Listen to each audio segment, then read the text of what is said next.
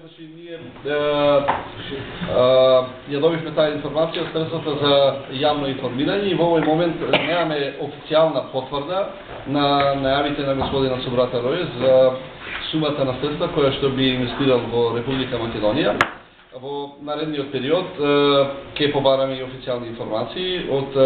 неговото представништво во Скопје, од кое што понатака значи можеме да формираме и наш став, односно наше размислување, или да формираме стратегија како тие средства кои што ги најавил господина Собрата Рој би можеле да бидат искористени за инвестирање во општина Охрид. Што се однесува на прашањето за решавање на проблемот на Палас,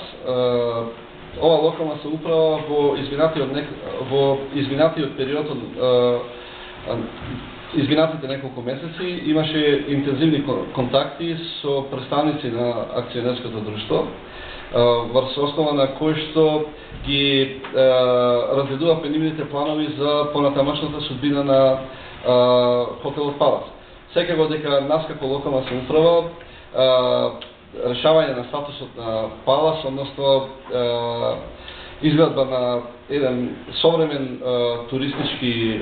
локалитет на тоа место ни е од особено значење и ние како локална самоуправа со оглед на тоа што сепак е тоа имот кој што не е собственост на општина Охрид, ниту имот кој што е собственост на Република Македонија. Ние правиме интензивни напори заедно со представниците на тоа акционерско друштво да излеземе во пресред на нивните потенцијални